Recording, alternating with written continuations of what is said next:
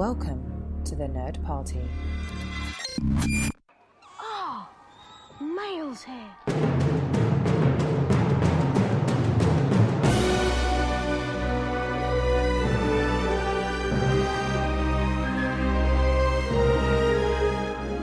Your owl post for the week is freshly delivered, and I am just one of the hosts here, Matthew Rushing, and with me, as she is every single week, Andrea Coffman. Hello! Hey, how are you? I'm good. How are you? Doing well. Honestly, time just seems to be flying by. I don't know where June went, and we're already almost midway through July, so it's kind of insane. Yeah, I can't believe it. I just my whole everything just doesn't make sense anymore. No, it doesn't. No. Mm-mm. Yeah, honestly, Nope. I mean, just really ready for, everybody says this, like, I'm really ready for, I was listening to a podcast the other day, and I was way behind, and so it was a podcast that was taking place before Christmas. So, and the person was like, you know what, it hasn't been a great year for me, 2019, so I'm really ready for 2020. And I thought to myself, little did they know. Someone described 2020 to me. I thought this was perfect. Going into 2020 was like looking at this beautiful jelly-filled donut, right? It looks delicious and tempting, and then 2020 actually happens. You bite into the donut, and it's filled with mayonnaise. That, or it's like that the jelly all squirts out the back and lands on your white pants. Yeah, something along those lines. But it had such an allure to it, like you're talking about, the person on the podcast said. But then the reality of it just continues to get worse and worse and worse and worse. It's kind of like this story for Harry. You know, we're at that point where like everything is going to get worse really before it'll get better. And so, we're here at Chapter 7, The Will of Albus Dumbledore. Of course, you could find us wherever you get your podcasts. If you do happen to be on Apple Podcasts, please give us a star rating and review. Help people find the show, let people know what you think of the show. You can also find us on social media all over the place. We're on Twitter at Join Nerd Party. We're on Facebook at facebook.com/The Nerd Party. We're on Instagram at The Nerd Party. You can also find us online at thenerdparty.com, where you can find all of the shows that we're doing, as well as go to the contact section, and you can send Drea and I an email about anything that you're thinking about Harry Potter-wise or about the show. And I've actually had, because I think of COVID and all that fun stuff, had a few people reach out on Instagram, one particularly out of Australia. Oh, great. We have a real big viewer. We have a big listenership in Australia. I don't know what it is about the Aussies that really like us, but I'll take it. It's Joshua Schurz, and I'm sure I butchered that last name, so I apologize. But they reached out to say they've been a big Harry Potter fan their whole life, and that they started listening to the podcast. And he listened to the whole first book in a matter of a day or two. So that's commitment right there. And that him and his friends talk about the podcast and how much they love it. So I love hearing the mentions and people telling us how much they love what we do. It's always nice to hear, and it's nice to know that we're not just talking to nothingness. We're apparently talking to Australia. So it's funny, Drea. So obviously I've been podcasting for a long time now, and I will say, on a whole, Owl Post is probably my most successful podcast that I've ever done. Like, the numbers consistently for Owl Post are bigger than any numbers I've ever had. So we do great, and part of that is because we have great listeners who are talking about us with their other friends and sharing us. I know! Yes! Thank you. if only they could see how excited and how pink I just got by you telling me that. It's awesome. I think it's great. And like you said, it's all for the listeners. Like, I love when they ask about theories. I love when they reach out and continue the conversation. Mm-hmm. And we do this for you. We do this because we love it. So, we're super duper grateful and keep bringing it on, especially as we round the bend towards the end here. Yeah, very true. Well, and thank you so much to everybody who's been with us the whole time. Thank you if you've just found us and have been binging us. Again, we just really appreciate it. And so It's interesting for this chapter because, we had a long evening for Harry and everyone last time, and it's been busy as they're getting ready for the wedding, and this morning Harry wakes up and it's his birthday. But before we actually get to the birthday stuff, unfortunately, Harry's been having dreams again. And Ron wakes him up telling him that he was muttering something about somebody named Gregorovitch, which neither of them can remember who this is, but the name feels familiar to them, and apparently Voldemort is looking for them. I find it interesting. It's one of those moments where if you've ever read the series or know any of the other books, or you've seen the movies, you know exactly who it is. And it's a nice reminder that we don't actually know who this is yet. And it's for me, this too highlighted Hermione's role in the trilogy, right? Because she's that encyclopedia of knowledge. And if he had said that name, she probably would have either instantly known who it was or knew exactly where to go to find out. So I find it, so unique, but I do like the call out here where, Harry highlights that, it's hard enough to control this when he's awake. There's no way anyone can expect him to control this when he's sleeping.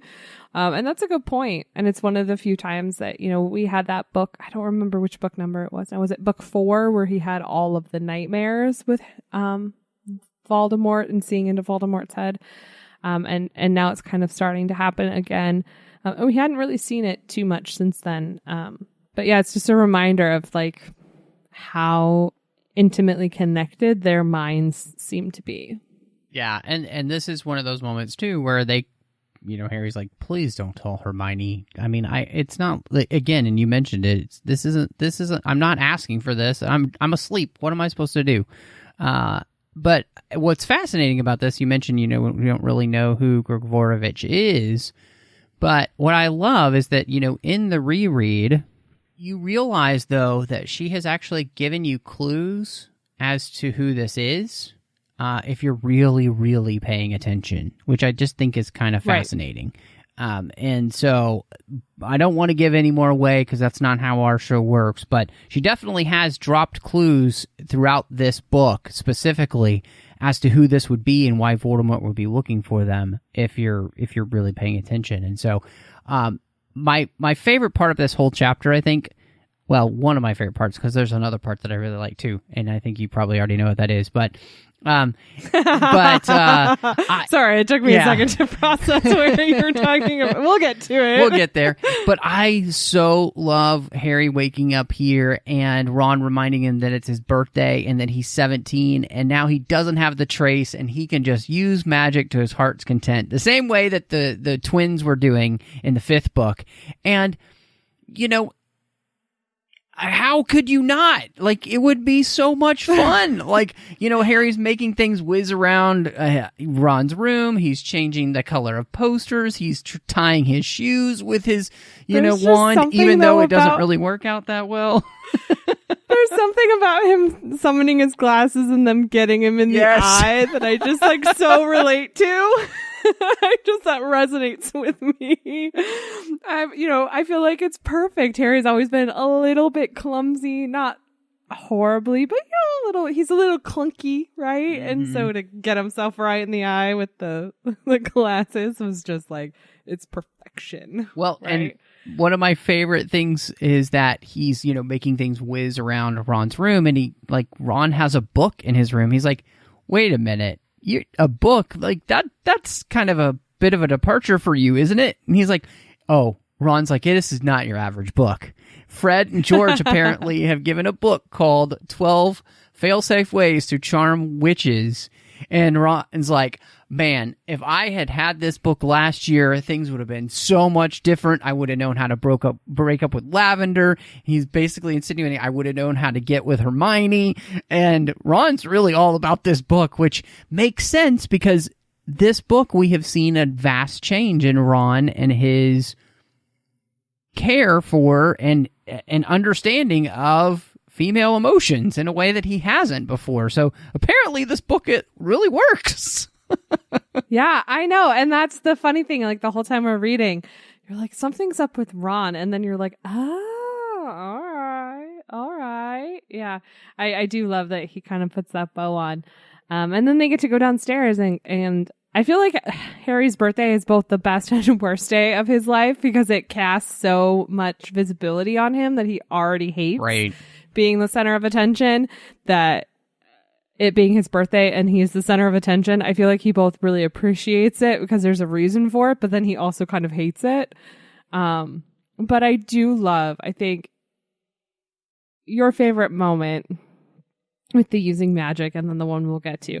One of my favorite moments in this chapter is when he opens the watch from Mrs. Weasley. Yeah. And, she's all apologetic. I'm so sorry. It's, a hand-me-down. It was my brother's. He didn't take good care of it. And, Harry does not care. And I love how she writes that, he hugs her, and the hug has so many unstated things in it.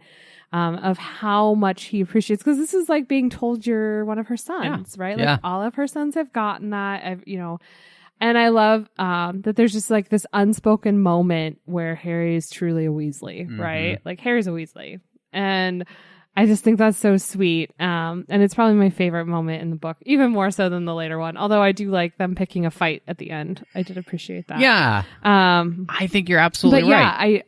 I love that moment, and it's so quick, and then we kind of move on to some of the other gifts, and we get through a lot of that. But that one gives me the warm and fuzzies.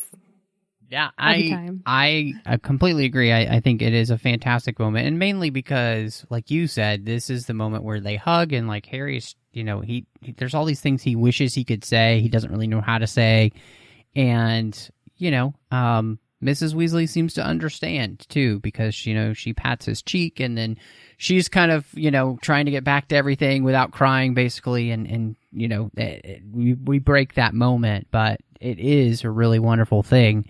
And like you said, Harry has a family. The Weasleys are his family, and Mr. and Mrs. Weasley, I think, make sure that as much as possible, Harry feels a part of their family as almost as much as their own kids, which is a great feeling for an orphan, right? To feel that much love and that much acceptance. And so I think it's a really beautiful thing. And I think that just, I don't know, maybe she is, maybe she's not, maybe I'm reading too much into this, but I also feel like they do what any good adoption family should do, and that's, you are no different whether you're born of me or brought into my life at a later date. Like, you are family. I'm going to treat you the same. I'm going to love you the same, right? She's almost talking about how fulfilling and how a family can be chosen, and highlighting almost from an adoption standpoint too, right? There's so many kids out there that need homes and loving families. And I kind of just read a little bit that way. And also for those of us who, maybe come from families that are a little dysfunctional or don't necessarily fulfill the needs that we have, that it's okay to choose your family. In this case, Harry was orphaned and was left with some really terrible in-laws, if you will, or some terrible extended family. But, it's okay to choose who you love and who becomes a part of your family. It doesn't have to be because you're related. And so I always love when we drive home that Weasley family message. And this is kind of one of the last times we're really going to get that. Not to spoil it for anybody if you don't know where this book is going, but I think we've been talking about it for a while, so it's not going to be too much of a surprise. Yeah, if it's too much of a surprise, I don't know if we've done our job right. So I don't know if we've done it. We haven't done you guys justice yet then. But yeah, I do. I love this moment, and I think it's what we need in order to move on to the next part of this journey. Yeah. Well, so I love that Ginny's like, hey, Harry, can you come into my room for a second? And he's like, okay. And he's like, he realizes he's never been in her room before. And I love that she is, I couldn't think of what to get you. And he's like, oh, you didn't have to get me anything. And she's like, I just didn't want to get you. I mean, I don't want to give you too much to carry or whatever. And so, and I thought maybe I could just give you something to remember me by, just in case, you happen to meet some Vila when you're off doing whatever it is you're doing. And he's like, I don't really think I'm going to have a lot of dating opportunities, to be honest, which is such a funny thing to say. And then, well, and I love here that he calls out that like his favorite thing about Ginny is that she's not a weepy person. Yes. Right? Like she's been toughened up by her brothers. She can have these conversations without getting sort of outwardly emotional. Like she can express her emotions without getting weepy. And I think that's just such a, it just reaffirms why there's such a good connection between the two of them too, right? Like there's just a little bit. Yes. And so, she's like, well, that's, the fact that he won't have a lot of dating opportunities. She's like, well, that's the silver lining I've been looking for. And then she kisses him like he's never been kissed before. And it's the best moment of his entire life until Ron completely ruins it by barging in the door. And I love that Hermione's right behind him yelling at him for doing so. And so, and it's really interesting because I obviously I love this moment because I love these two characters. And like you said, I think she does a great job of even just kind of showing and then explaining the things that they love about each other. And in this moment, like once they get interrupted, she kind of turns around away from him and he thinks that it may be because she is actually crying. And so this really is a big moment. And then, Ron and him have this conversation afterwards and he's like, dude, you totally like broke up with her.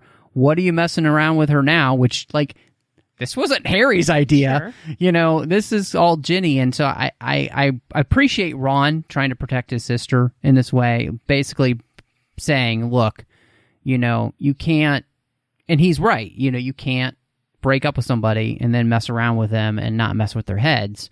And I like that Harry's taking this seriously, but he mentions Harry's like, she's not an idiot. She knows it can't happen. It's not like she expects us to get married. And then he says that and he's immediately picturing being married to Ginny. And this is really difficult for him. No, he doesn't picture being married to Ginny. He pictures Ginny getting married to some other person. And I recall this only specifically because his thought is her whole future is wide open. Mm-hmm. Like she can do whatever she wants to do with her life. She can be whoever she wants to be. And that his path has been chosen for him and that he has a focus and there's only one thing that he can accomplish. Right. And so that's why that stood out to me because I think it kind of reminds him why he's doing what he's doing, right? Like he's doing it so Ginny does have a future and does have those options open. And, if he loves her, this is what he has to do. But yeah, no, I that part is so memorable. And the conversation, I think the conversation is as adult as it can get. It is a little bit misogynistic, right? Because Ginny is basically an adult, right? She's almost an adult. She's 16 now. And she is fully capable of controlling her emotions. And she's fully capable of deciding how she wants to engage with others. And she doesn't need Ron telling the other person not to engage, right? There's an element of that where it's not very empowering for Ginny. And you appreciate it because it's a brotherly relationship. But at the same time, like she's her own person and can make her own decisions, and it's not up to Ron to dictate that. And the reason I think I'm okay with it in the sense is only because that's just the relationship we've established between them in the last 6 books, right? And if Ginny was there, she would have socked him in the face and told him as much. So I'm good with it. Right. But, from there we sort of move on. And I will say, I think the thing that's, Ron's right in the sense that you can't, basically he's making sure that, I think Harry has, the right motivations and everything. And it's just taking that into account, and so, and he doesn't know he's saying she shouldn't, he shouldn't be doing those things. Right. And it's true, right? Like you shouldn't intentionally do things are going to hurt somebody you still care about. Like I get that. So, From that sense, yes. Ron is doing his best to kind of protect both of them, really. Yeah. Well, and I like earlier that, they're, getting things set up for the birthday party, and Ron compliments Hermione. And Harry's thinking to himself, I'll bet there's probably a chapter on compliments and 12 fail-safe ways to charm a witch.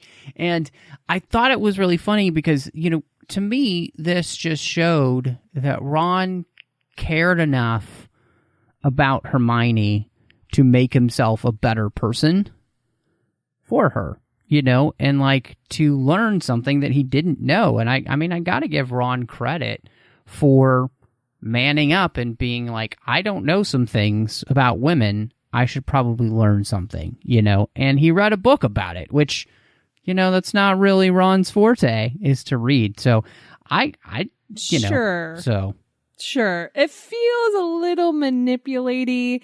It feels a little trickery. It feels a little bit, disingenuine, but, and it feels like Hermione should be smarter than that. So I have a little bit of some issues there. But I think we see as we move on, I have some issues there, but I also think that's part of being a teenager, right? Like, you try those things, they work or they don't work, right? Like, you move on.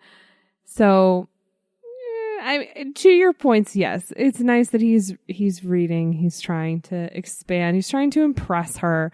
I just worry that he's trying to bamboozle her and not genuinely. I don't take it that way at all. I think you're being a little unfair to Ron. I think if he didn't care about her, he wouldn't do it at all. Sure. So But his first thought was this would have been an easy way to patch things up with, or to fix things with lavender, right? Like, it feels just it walks an icky line. I'm not saying that it's entirely icky. It walks an icky line for me. Okay. And that's obviously just my take and opinion on it. So. Yeah. I think the difference that I see is that with Hermione, I think Ron, it's not just that teenage, like, hormone experience. Like, there's something more with Hermione, which is why I think he's trying to do things differently, I can see that. It's interesting, too, we get a little moment here, and we mentioned this last time, but when Lupin and Tonks get there, he doesn't look very happy, and he can't figure, like, Harry's like, I can't figure out what's going on here.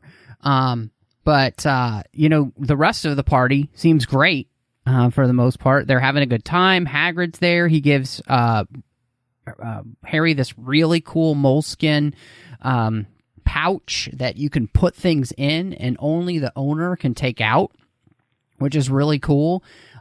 Charlie's there, and him and Hagrid are having a great time talking about Norbert, who they called Norberta now because they realized that she was a girl dragon and not a boy dragon. And I love the reasoning is because she's more aggressive and angry. I know that's probably also terrible, but there's a part of me that's like, it's pretty funny. You said that. It's pretty funny. So everything's going swimmingly until Mr. Weasley's Patronus shows up and says that the Minister for Magic is arriving with him. And this shifts the party completely because, well, he crashes the party. Yeah, a handful of people leave. Lupin and Tonks leave. I feel like somebody else left too. But it definitely changes the dynamic, and it also, we just kind of have come to accept that Scrimgeour's just not a very pleasant man. And this interaction does not change that at all. And it turns out he's there because they have recently released the contents of Dumbledore's will, which we know has been several months now because he died at the end of the school year last year, and now Harry's birthday is usually right around the start of the next school year, so it's been several months. And then, he asks to speak with our favorite Trinity here and to talk to them in private, which kind of also makes everyone really uncomfortable. And as we go through this section, you can tell that Mr. and Mrs. Weasley are not far away, right? They're not in the room, but you can tell they're doing everything they can to be as close to the conversation as they possibly can be. Well, and what's really interesting is that he also wants to talk to them privately, one-on-one, and that's where Harry's like, no, you can talk to all of us together. Yeah, they stand together, which was smart, and they totally glossed over that in the movie, and I think that's actually, it could have been a super simple one-liner or two-liner in the movie, but it would have, I think it's so significant, right? Is that they're like, no, you can talk to all of us or you can talk to none of us. That is our... We separate ourselves from everyone else, but we're not separating ourselves from each other. And it turns out to be the best decision that they make in a while. Well, and it's because, they get into this whole thing with Scrimgeour about the idea that, it's been at least a month because, they've had these things for at least 31 days. And they've confiscated them. And Hermione realizes that they've been going over them, trying to figure out, what these things are and why, Dumbledore would have left them to this Trinity. And Hermione just keeps coming at him with the law, which I thought was funny. And I love that he's like, you're not planning on, going into magical law enforcement, are you? And she's like, no, I was hoping to do some good in the world. So they're all super snarky to him.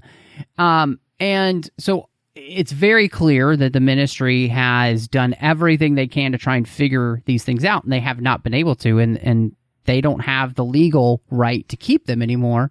So they, are required then to give these items to them. And we learn that Dumbledore had left Ron his Deluminator, and I'm sorry, who? He left Ronald Bilious Weasley. Yes, Ronald Bilious Weasley. His middle name just cracks me up. I had to get it in there. And we can't figure out why.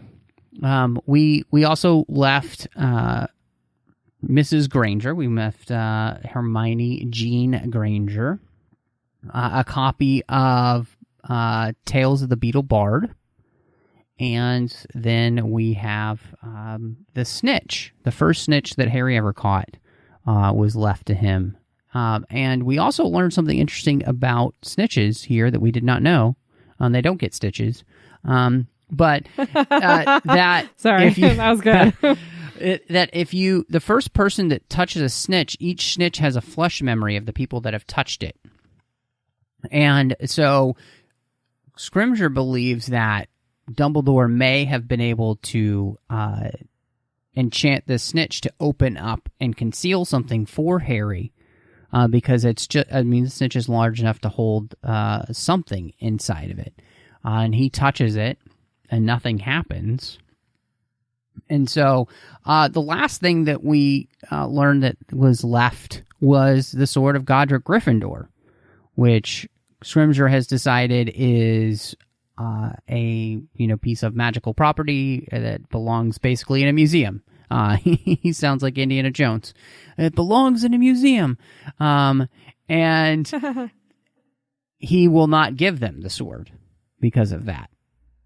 Right, and that really makes things sort of escalate. Tensions get really high and tempers really flare here. After all of this, with Scrimgeour sort of challenging their relationships with Dumbledore and all of that, it gets to the point where he sort of is confrontational. They say he presses in his cane or his wand into Harry's chest and burns a hole in his shirt, right? Which is essentially assault, if you will. Harry keeps it's amazing though, because this is real personal growth for Harry. He keeps his temper. He even calms Ron down and says, this is what he wants. He wants you to point your wand at him. He wants you to give him a reason to arrest you and detain you. Like, don't give him the option, right? And that's when sort of Mr. and Mrs. Weasley bust in, because they hear they hear loud voices, which tells me they weren't far away in the first place. They're kind of eavesdropping, if you will. And Scrimshaw sort of says his goodbye and his departure after Harry sort of goes, all of this, he calls him out on, you haven't found Mad-Eye Moody. You've spent all this time going over these different artifacts to find out what Dumbledore was trying to tell us. But you should be out there trying to catch Voldemort, protect the population, myself included. He really calls him out, and that just sort of is the end of it. And, he says something to the effect of, and all of that being said, and you still want us to trust that you have our best interest at heart and you want us to be on your side, right? Why would we do that?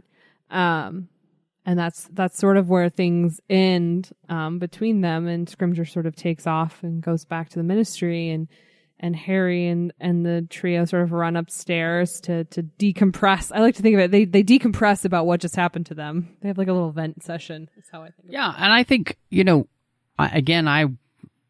like you, I love the way that Harry just legitimately calls out Scrimgeour. Like, your government has been pretending to do things, but none of it has actually been helpful. And why aren't you doing actually helpful things? If you really want me, if we're really on the same side, stop pretending to do things and actually do something. Stop covering stuff up in the Daily Prophet. Actually acknowledge, like Mad-Eye Moody died and things like that, and we can move on. Yeah, I do love this session of decompression that we get. I do too. And I think it's really interesting, as I love that Hermione uses the spell so that people can't hear what they're saying. And I love that Ron's like, wait a minute, I thought you didn't like that spell. And she's like, times change. So it gives you a sense that like there has been quite a bit of growth for Hermione in understanding the reality of the situation they're in. And, again, that the war changes things. So I thought that was really an interesting thing to see from Hermione specifically, because... she's such a rule follower. Exactly. Like, that would be the last person you'd expect to do that. But here's also kind of a deviation from the movies, which is what most people are familiar with, is, you mentioned that snitches have a flesh memory, right? And in this situation, Hermione reminds Harry that he didn't catch the snitch in his hand, right? So it didn't do anything when he was handed it because he caught it in his mouth. And now we're looking like real far back. We're looking like 6 books. We're looking like 5 3/4 of a book back, right? To remember that. And so, that's something where it's so smart because she didn't say anything in front of Scrimgeour. She must have had the epiphany at the time, right? But, this happens much later in the movie than it does here in the book. And, he's told, also Harry realizes it in the movie, and in here Hermione is very, very clear, and she remembers, and she's on top of it and things like that, which is so Hermione. And so, we find out the snitch actually has a message on the outside of it, and it says they open at the close, which is going to become so important as we move on. But the rest of them, they're still trying to figure out why they have what they have.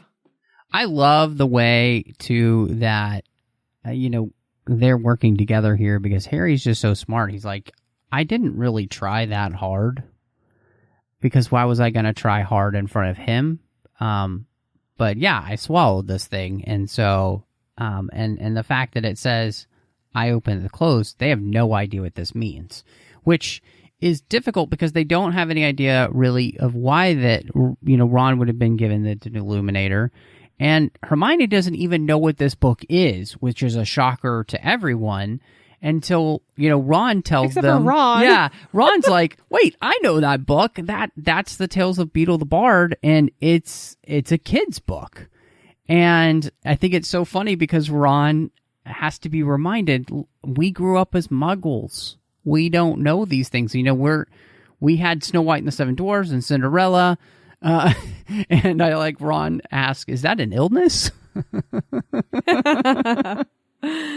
Yeah. I mean, it's that moment where that collective knowledge of the three of them is so much more and provides them so much more insight than each of them could individually do. Mm-hmm. And I do love that it's so interesting too, because you think of Hermione as being so studied and learned that she's almost so confused why Dumbledore would give her a children's book. She's like, wait, this isn't useful. Why did you give this to me, right? Like, I'm not learning anything. You didn't give me a book on Horcruxes. You gave me a kid's book. And now I'm really confused. So I think that and the Deluminator, to your point, are still the Snitch as well. They're all big question marks. And they didn't even really discuss too much. They talked a little bit about, well, he gave you the sword, but we don't have it. But why would he do that? Like, all of this is just huge question marks, but they know it was done with purpose and none of it was a crazy old man or anything like that. They know that these are all going to be very important pieces to what's ahead of them. Well, and what I like is that obviously these things are going to be important. And so what I think is so brilliant about what she's doing here with the children's book that she gives to Hermione is what she's saying about children's books and how important they are. That the stories they tell, the good ones, the stories that they tell are things that should not be forgotten. And I think obviously, Harry Potter is a children's book.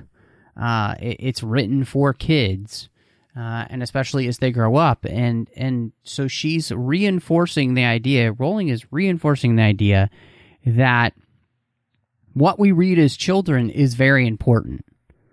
And so, and to not forget that, to not negate that. And just because it's a children's book doesn't mean it doesn't still have things that teach people that are older. And I think there's a real beauty in that, because the best children's stories are ones that are timeless in that sense, and they allow us to continue to learn things from them, even as we move forward in life. And so I think that is fantastic, and it's kind of a great way to kind of end this, because they can't think of anything, they can't figure anything out, and it's getting late anyway, and they've got to be up for the wedding tomorrow.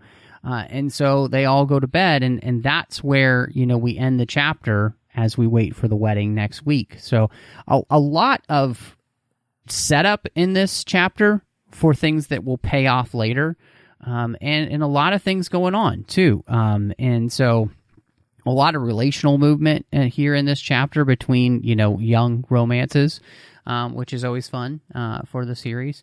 And I just can't wait, because, the wedding's going to happen, and then everything just explodes from there. And the thing we brushed over earlier, because we were really excited to get to the conversation about Ginny and Harry, but there's also going to be a lot of underwear being packed, and a lot of people really embarrassed about their underwear coming out of the wash and getting packed in the knapsack, and that part just killed me, because she kind of just slides it in there. But yeah, I mean, there's that too. We gotta make sure we pack our underwear before we save the world.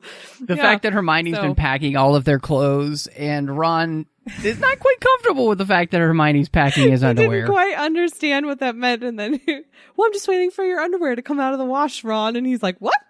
Oh, man. Yeah, pretty great. It is pretty funny. We can end on that. It is pretty funny. So, well, I'm excited to get to next week and to the wedding.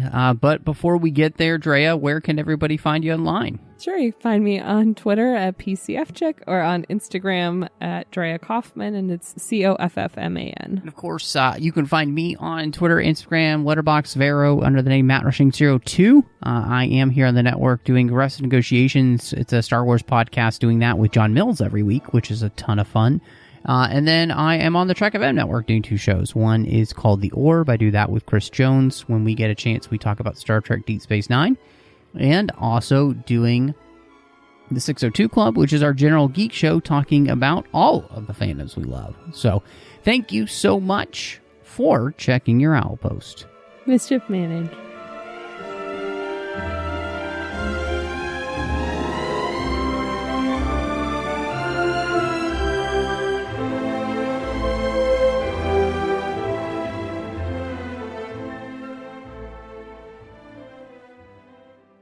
Join the revolution. Join the Nerd Party.